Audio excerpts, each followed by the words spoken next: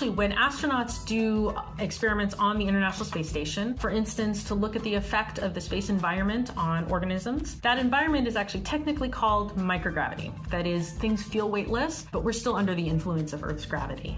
Now, the very microgravity that we're trying to study up there can make experiments actually really kind of difficult for a bunch of different reasons. First of all, stuff floats. So losing things in the ISS is a very real possibility. For example, there was a set of tomatoes that was harvested in 2022, put in a bag, and it floated away, and we couldn't find it for 8 months. So to prevent this kind of thing from happening, we use a lot of different methods, such as using enclosed experiment spaces like glove boxes and glove bags. We use a lot of Velcro to stick stuff to. Another issue is bubbles in liquids. So on Earth, bubbles float up. In space, they don't float up. They'll interfere with optical measurements or stop up your microfluidics. So space experiment equipment often includes contraptions for stopping or blocking or trapping bubbles. A third issue is convection. So on Earth, gravity drives a process of gas mixing called convection, and that helps circulate air. But without that, in microgravity, we worry about some of our experimental organisms and whether they're going to get the fresh air that they need.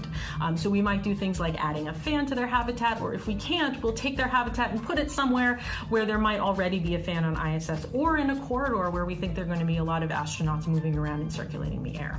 Yet another issue is the fact that a lot of the laboratory instruments we use on Earth are not designed for microgravity. So to ensure that gravity doesn't play a factor in how they work, we might do experiments on the ground where we turn them on their side, or upside down, or rotate them on a rotisserie to make sure that they keep working. So as you can tell, for every experiment that we do on the International Space Station, there's a whole team of scientists on the ground that has spent years developing the experiment design. And so I guess the answer to how we do research in microgravity is with a lot of practice and preparation.